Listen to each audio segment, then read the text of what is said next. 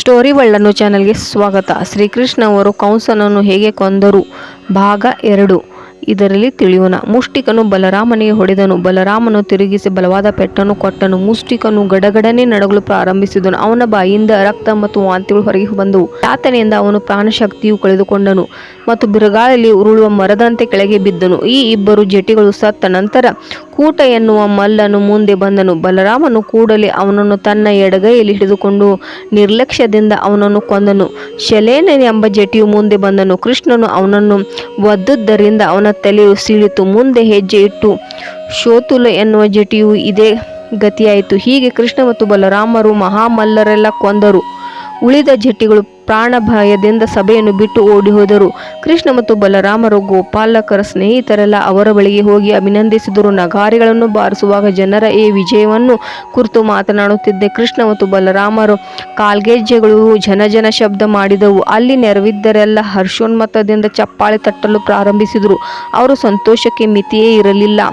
ಅಲ್ಲಿದ್ದ ಬ್ರಾಹ್ಮಣರು ಅತ್ಯಾನಂದದಿಂದ ಕೃಷ್ಣ ಮತ್ತು ಬಲರಾಮರನ್ನು ಹೊಗಳಲು ಪ್ರಾರಂಭಿಸಿದರು.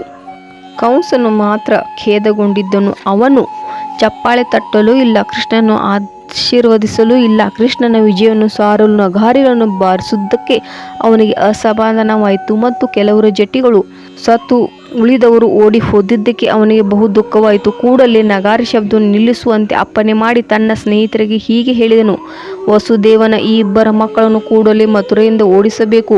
ನನ್ನ ಆಜ್ಞೆ. ಅವನೊಡನೆ ಬಂದ ಗೋಪಾಲಕರನ್ನು ಲೂಟಿ ಮಾಡಿ ಅವರ ಸತ್ವನ್ನೆಲ್ಲ ವಶಪಡಿಸಿಕೋಬೇಕು. ನಂದ ಮಹಾರಾಜನ ಶಕ್ತಿಯ ನಡತೆಗಾಗಿ ಅವರನ್ನು ಕೂಡಲೇ ಬಂಧಿಸಿ ಕೊಲ್ಲಬೇಕು ಮತ್ತು ವಂಚಕರ ವಸುದೇವನನ್ನು ತಡೆ ಮಾಡದೆ ಕೊಲ್ಲಬೇಕು. ನನ್ನ ಇಚ್ಛೆಗೆ ವಿರುದ್ಧವಾಗಿ ಸದಾ ನನ್ನ ಶತ್ರುಗಳಿಗೆ ಬೆಂಬಲ ಕೊಡುವ ನನ್ನ ತಂದೆ ಉಗ್ರಸೇನನನ್ನು ಕೊಲ್ಲಬೇಕು. ಕಂಸನು ಹೀಗೆ ಹೇಳಿದಾಗ ಕೃಷ್ಣನಿಗೆ ಬಹಳ ಸಿಟ್ಟು ಬಂದಿತು. ಒಂದು ಕ್ಷಣದಲ್ಲಿ ಕಂಸನ ಅಂಗರಕ್ಷಕರ ಮೇಲೆ ಜಿಗಿದ. ಮೊದಲಿನಿಂದಲೂ ಕಂಸನಿಗೆ ಕೃಷ್ಣನ ತನ್ನ ಸಾವಿಗೆ ಕಾರಣವಾಗುತ್ತಾನೆ ಎಂದು ತಿಳಿದಿತ್ತು. ಅವನು ಕೃಷ್ಣನ ಆಕ್ರಮಣಕ್ಕೆ ಸಿದ್ಧನಾಗಿದ್ದನು. ಅವನು ಕೂಡಲೇ ತನ್ನ ಕತ್ತಿಯನ್ನು ಹೊರಗೆಯಿಂದ ಸೆಳೆದು ಕತ್ತಿಯ ಮತ್ತು ಗುರಾಣಿಗಳೊಡನೆ ಕೃಷ್ಣನ ಸವಾಲನ್ನು ಎದುರಿಸಲು ಸಿದ್ಧನಾದನು. ಕಂಸನು ಒಂದು ಕಡೆಯಿಂದ ಇನ್ನೊಂದು ಕಡೆಗೆ ಮತ್ತು ಮೇಲಿಂದ ಕೆಳಗೆ ಕತ್ತಿಯನ್ನು ಝಳಪಿಸುತ್ತಿದ್ದಾಗ ಪರಮ ಬಲಶಾಲಿಯಾದ ಪ್ರಭು ಕೃಷ್ಣನು ಬಹಳ ಬಲವಾಗಿ ಅವನನ್ನು ಹಿಡಿದುಕೊಂಡು ಇಡೀ ಸೃಷ್ಟಿಗೆ ಆಶ್ರಯನಾದ ಮತ್ತು ತನ್ನ ಲಾಭಿಕಮಲದಿಂದ ಸೃಷ್ಟಿಯನ್ನು ಅಭಿವೃದ್ಧಿಗೊಳಿಸಿದ ದೇವತಂ ಪರಮ ಪುರುಷನು ಕೂಡಲೇ ಕಂಸನ ತಲೆಯಿಂದ ಕಿರೀಟವನ್ನು ಕಿತ್ತು ಹಾಕಿ ಅವನ ದೀರ್ಘವಾದ ಕೂದಲು ಹಿಡಿದುಕೊಂಡು ಅನಂತರ ಕಂಸನು ಅವನ ಆಸನದಿಂದ ಮಲ್ಲ ಯುದ್ಧದ ವೇದಿಕೆಗೆ ಕೆಳಗಿಳಿದು ಅವನನ್ನು ನೆಲಕ್ಕೆ ಬೀಸಾಡಿದನು. ನಂತರ ಕೃಷ್ಣನು ಅವನ ಎದೆ ಮೇಲೆ ಕುಳಿತು ಮತ್ತೆ ಗುದ್ದಿದನು. ಕೃಷ್ಣನ ಮುಷ್ಟಿ ಪ್ರವಾಹದಿಂದಲೇ ಕಂಸನ ಪ್ರಾಣಶಕ್ತಿ ಹೊರಟು ಹೋಯಿತು. ಕಂಸನು ಸತ್ತನೆಂದು ತನ್ನ ತಂದೆ ತಾಯಿಯರಿಗೆ ಧೈರ್ಯ ಕೊಡಲು ಕೃಷ್ಣನು ಸಿಂಹವು ಆನೆಯನ್ನು ಕೊಂದು ಅದನ್ನು ಎಳೆಯುವಂತೆ ಕಂಸನನ್ನು ಎಳೆದು ಹಾಕಿದನು. ಇದನ್ನು ಕಾಣುತ್ತಲೇ ಎಲ್ಲ ಕಡೆಯಿಂದ ಗಟ್ಟಿಯಾಗಿ ಶಬ್ದ ಕೇಳಿ ಬಂತು. ಪ್ರೇಕ್ಷಕರಲ್ಲಿ ಕೆಲವರು ಸಂತೋಷವನ್ನು ವ್ಯಕ್ತಪಡಿಸಿದರು ಮತ್ತೆ ಕೆಲವರು ದುಃಖದಿಂದ ಅತ್ತರು. ದೇವಕಿಯ 8ನೇ ಮಗು ತನ್ನನ್ನು ಕೊಲ್ಲುವಂತೆ ತಿಳಿದಿದ್ದರಿಂದ ಕಂಸನು ದಿನದಲ್ಲಿ 24 ಗಂಟೆಯೂ ಬಿಡದೆ ಕೃಷ್ಣನ ಕುರಿತು ಯೋಚಿಸುತ್ತಿದ್ದನು. ಊಟ ಮಾಡುವಾಗ, ನಡೆದಾಡುವಾಗ, ಉಸಿರಾಡಿಸುವಾಗ ಅವನಿಗೆ ಕೃಷ್ಣನದೇ ಯೋಚನೆ. ಸಹಜವಾಗಿ ಅವನಿಗೆ ಮುಕ್ತಿಯ ವರವು ದೊರಕಿತು. ಭಗವದ್ಗೀತೆಯಲ್ಲಿ ಸದಾ ತದಾತ್ಮಭಾವಿತ ಎಂದು ಹೇಳಿದೆ.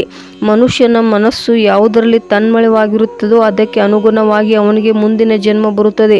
ಕಂಸನು ಚಕ್ರಧಾರಿಯಾದ ಕೃಷ್ಣನನ್ನು ಕುರಿತು ಯೋಚಿಸುತ್ತಿದ್ದನು. ನಾರಾಯಣ ಶಂಖ ಚಕ್ರ ಗದಾ ಪದ್ಮಧಾರಿಯೋದರಿಂದ ಕಂಸನು ನಾರಾಯಣನ ಕುರಿತು ಯೋಚಿಸುತ್ತಿದ್ದನು.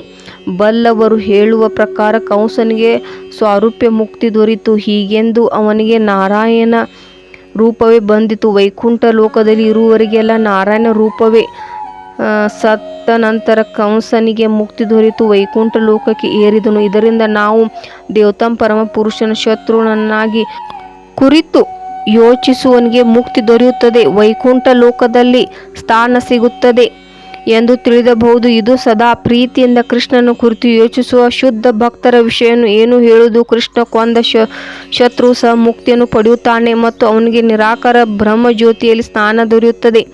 ದೇವತಂ ಪರಮ ಪುರುಷ ಸಂಪೂರ್ಣವಾಗಿ ಮಂಗಳಕರನಾಗಿದ್ದರಿಂದ ಶತ್ರುವಿನಿಂದ ಆಗಲಿ ಮಿತ್ರನಿಂದ ಆಗಲಿ ಅವನು ಕುರಿತು ಯೋಚಿಸುವವರಿಗೆ ಮುಕ್ತಿ ದೊರೆಯುತ್ತದೆ. ಆದರೆ ಭಕ್ತನ ಮುಕ್ತಿಯು ಶತ್ರುವಿನ ಮುಕ್ತಿಯು ಒಂದೇ ಅಲ್ಲ. ಸಾಮಾನ್ಯವಾಗಿ ಶತ್ರುವಿಗೆ ಸೌಜನ್ಯ ಮುಕ್ತಿ ದೊರೆಯುತ್ತೆ, ಕೆಲವೊಮ್ಮೆ ಸ್ವರೂಪ ಮುಕ್ತಿಯು ದೊರೆಯುತ್ತದೆ. ಹೀಗೆ ಶ್ರೀಕೃಷ್ಣವರು ಕಂಸನನ್ನು ಕೊಂದು ಅವನ ದೇಹಕ್ಕೆ ಮುಕ್ತಿ ದೊರೆಯಿತು. ಈ ಕಥೆ ನಿಮಗೆ ಇಷ್ಟವಾಗಿದ್ದಲ್ಲಿ ಲೈಕ್ ಮಾಡಿ, ಶೇರ್ ಮಾಡಿ, ಸಬ್ಸ್ಕ್ರೈಬ್ ಮಾಡಿ. ಹರೇ ಕೃಷ್ಣ, ಹರೇ ರಾಮ.